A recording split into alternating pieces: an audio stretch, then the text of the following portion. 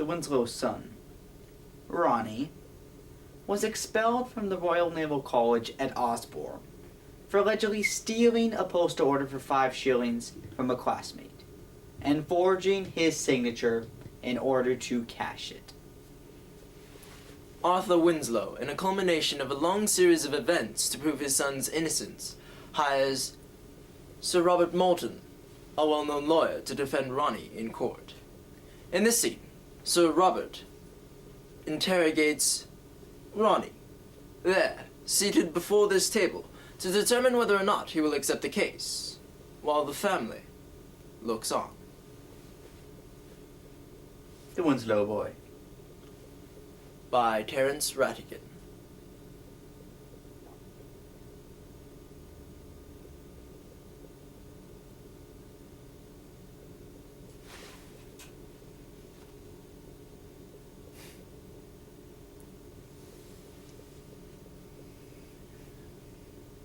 Now, Ronald, how old are you?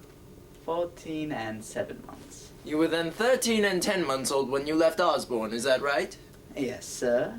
Now, I would like to cast your mind back to July 7th of last year. Will you tell me in your own words exactly what happened to you on that day? All right. Well, it was a half-holiday, so we didn't have any work after dinner. Dinner. Yes, at 1 o'clock until prep at 7. Prep at 7. Just before dinner, I went to see the chief petty officer and asked him to let me have a 15 and 6 out of what I had in the school bank. Why did you do that? I wanted to buy an air pistol. For 15 and 6. Yes. And how much money did you have in the college bank at the time? £2 and 3 shillings. After you had withdrawn the 15 and 6, what did you do then? I had dinner. Then what? Then I went to the locker room to get the 15 and 6 out of my locker. Yes, then? And then I wanted to get permission to go down to the post office. And then I went back to the locker room to get out the money and then down to the post office. I see. Go on. Then I bought my postal order. For 15 and 6? Yes. Then I went back to the college and met Elliot Miner. And he said, I say, isn't it a rot? Someone has broken into my locker and pinched a postal order. I've reported it to the CO. Those were Elliot Miner's exact words? He might have used another word for rot. I see. Continue. Just before prep, I was told to go along and see Commander Flower. The woman from the post office was there, and he said, Is this the boy? And she said, It might be. I can't be sure. They all look so much alike. Go on. Then she said, All I know is that the boy who bought a postal order for 15 and 6 is the same boy who cashed one for 5 shillings. And so the commander asked me, Did you buy a postal order for 15 and 6? And I said yes. And so they made me write Elliot Miner's name on an envelope, compared to the one on the postal order, and then they sent me to the sanatorium. And 10 days later I was sacked. I mean expelled. I see. Did you cash a postal order belonging to Elliot Miner for 5 shillings? No, sir.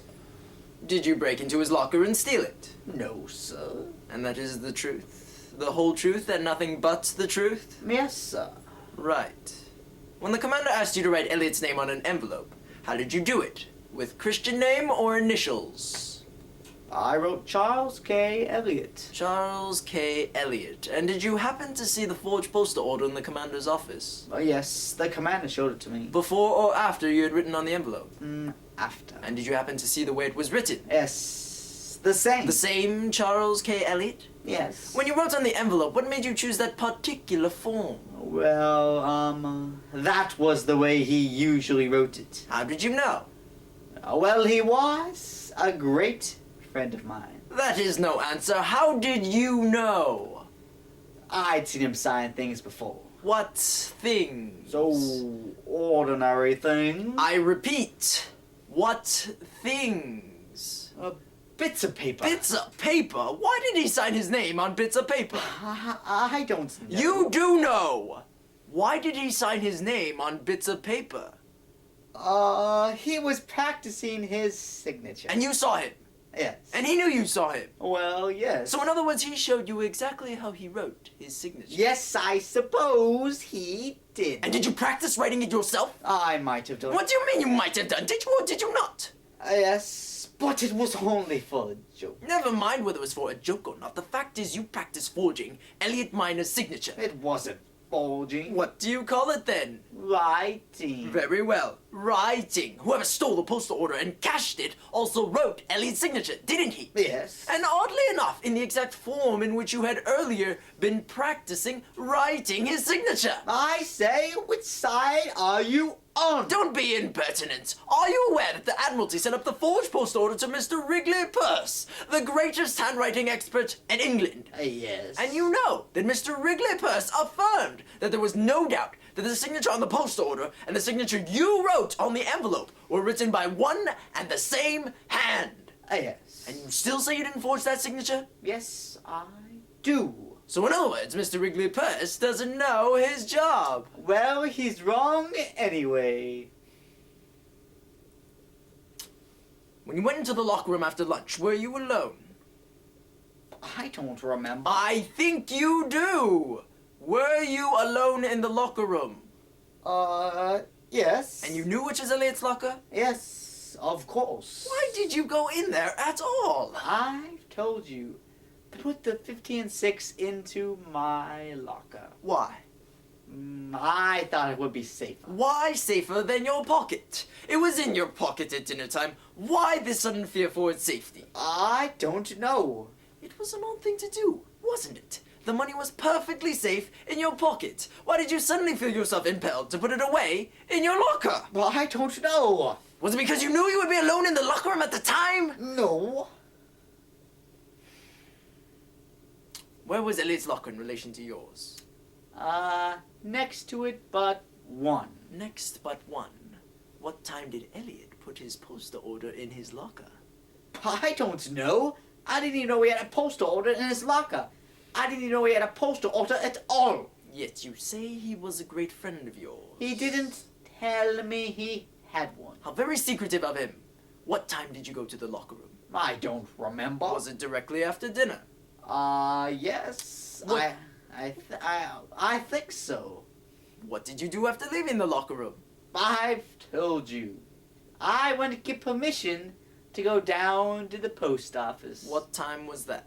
About 2:30. Dinner is over at 1:45, which means that you were alone in the locker room for half an hour. I wasn't there all that time. How long were you there? About 5 minutes. What were you doing for the other 25? I don't remember. It's odd that your memory is so good about some things and so bad about others. Perhaps I waited outside the CEO's office. Perhaps you waited outside the CEO's office, and perhaps no one saw you there either. No, I don't think they did. What were you thinking about outside the CEO's office for 25 minutes? I don't even know if I was there. I can't remember. Perhaps I wasn't there at all. No, perhaps you were still in the locker room rifling Elliot's locker. I remember now. I remember. Someone did see me outside the CEO's office. A chap called Casey. I remember. I spoke to him. What did you say? I said, "Come with me down to the post office.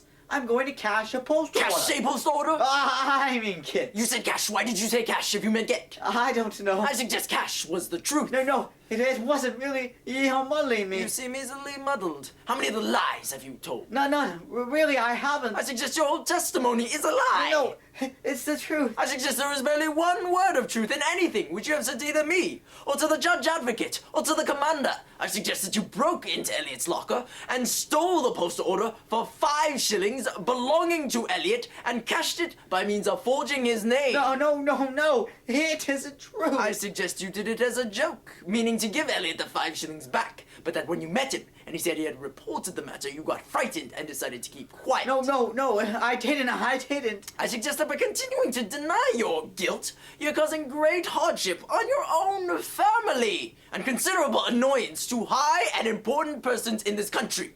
I suggest that the time has now come for you to undo some of the misery which you have caused by confessing to us all now that you are a forger, a liar, and a thief. I'm not. I didn't do it. The boy is plainly innocent. I accept the brief.